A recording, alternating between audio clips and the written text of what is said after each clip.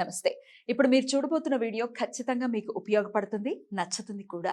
మరి మీకు నచ్చిన విషయం నాకు తెలియాలి అంటే ఈ వీడియోని మీరు లైక్ చేయాలి, షేర్ చేయాలి, అలాగే మన ఛానల్‌ని సబ్స్క్రైబ్ చేయాలి. మీ సపోర్ట్‌ని నాకు అందిస్తారు కదూ! ఓకే. ఇప్పుడు వీడియోని స్టార్ట్ చేద్దాం. నమస్కారం. శుభోదయం కార్యక్రమానికి స్వాగతం. ఈరోజు 21వ తారీఖు జనవరి నెల 2024వ సంవత్సరం ఆదివారం. శ్రీ శోభకృతనామ సంవత్సరం ఉత్తరాయణం హేమంత ఋతువు. ఈరోజు పుష్యమాస శుక్లపక్ష ఏకాదశి తిథి సాయంత్రం 7:56 వరకు, తదుపరి ద్వాదశి తిథి.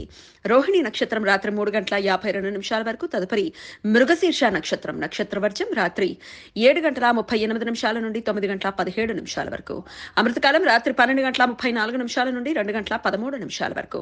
హైదరాబాద్ ప్రాంతం వారికి సూర్యోదయం ఉదయం 6:50 సూర్యాస్తమయం సాయంత్రం 6:05 చంద్రోదయం మధ్యాహ్నం 2:12 చంద్రాస్తమయం రాత్రి 3:54 అభిజిత్ ముహూర్తం మధ్యాహ్నం 12:05 నుండి 12:50 వరకు. దుర్ముహూర్తం సాయంత్రం 4:35 నుండి 5:20 వరకు. రాహుకాలం సాయంత్రం 4:41 నుండి 6:05 వరకు. గుళిక కాలం మధ్యాహ్నం 3:16 నుండి సాయంత్రం 4:41 వరకు. యమగండ కాలం మధ్యాహ్నం 12:27 నుండి 1:52 వరకు. ఈ రోజు పుష్య పుత్రద ఏకాదశి. పుత్రద ఏకాదశి సంవత్సరంలో 2 పర్యాయాలు వస్తుంది. ఒకసారి శ్రావణ మాసంలో, మరొకటి పుష్య మాసంలో వస్తుంది. పుష్య పుత్రద ఏకాదశిని ఉత్తర భారతదేశంలో ఎక్కువ మంది ఆచరిస్తారు. శ్రావణ పుత్రద ఏకాదశిని దేశంలోని మిగతా ప్రాంతాలలో ప్రజలు ఆచరిస్తారు.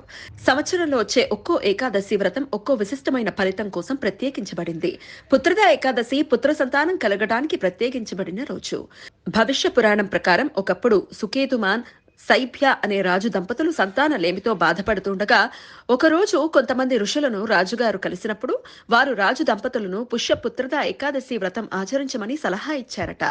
ఉపవాసం ఉండి వ్రతం ఆచరించడం వలన వారికి పుత్ర ప్రాప్తి కలిగింది అని పురాణ కథనం. సంతానలేమితో బాధపడుతున్న వారు, సంతానం కోసం సంతానం ఉన్న దంపతులు తమ సంతాన వృద్ధి కోసం ఈ వ్రతం ఆచరిస్తారు. ఈ రోజు ఉపవాసం ఉన్న వారికి రేపు పారణ సమయం రేపు సూర్యోదయం నుండి ఉదయం 9:05 వరకు ఉంటుంది. కృష్ణ యజుర్వేద సాంప్రదాయం ప్రకారం రేపు రైవత మన్వాది, సౌరమాన పద్ధతి ప్రకారం చాక్షుష మన్వాది. ప్రతి మన్వాది రోజున పితృదేవతలకు శ్రార్థ విధులను నిర్వర్తించడానికి, దాన ధర్మాలు చేయటానికి అత్యంత అనుకూలం. ఈరోజు శ్రీ తైలింగ స్వామివారి జయంతి. వీరి పూర్వనామం శివరామ. వీరు విజయనగర్ ప్రాంతంలో ఆంధ్రప్రదేశ్లో జన్మించారు. వీరి జీవిత కాలంలో ఎక్కువ భాగం వారణాసిలో నివసించారు. అతీంద్రియ మానవాతీత శక్తులు కలిగిన యోగి పుంగవులుగా, శివుని అంశగా నడిచే వారణాసి శివుడుగా భక్తులు భావిస్తారు. ఈరోజు మాస రోహిణి వ్రతం. జైన స్త్రీలు ప్రతి రోహిణి నక్షత్రం రోజున తమ భర్తల ఆయుర ఆరోగ్యాల కోసం ఉపవాసం ఉంటారు. ఆదివారం ద్వాదశి తిథి మృగశీర్ష నక్షత్ర కలయిక ఉండటంతో ద్విపుష్కర యోగం ఈ రోజు రాత్రి 3:52 నుండి రేపు సూర్యోదయం వరకు ఉంటుంది. ఈ యోగ సమయంలో చేసే ప్రతి పని జీవితంలో మరలా 2 పర్యాయాలు చేయాల్సిన సందర్భాలు ఏర్పడతాయి. అందువలన ఈ సమయంలో ఎటువంటి తొందరపాటు, అశుభ నిర్ణయాలు తీసుకోకుండా జాగ్రత్తలు తీసుకోవాలి. ఈ సమయంలో బంగారం, వెండి, వజ్రాలు, స్థిరాస్తులు, వాహనాలు కొనుగోలు చేయడానికి అనుకూలం. కానీ ఈ సమయంలో న్యాయ, చట్టపరమైన చర్యలు తీసుకోవటానికి, చిన్న చిన్న అనారోగ్య లక్షణాలకు ఆసుపత్రిలో చేరటానికి, అప్పుల గురించి ప్రయత్నాలు చేయడానికి అనుకూలం కాదు.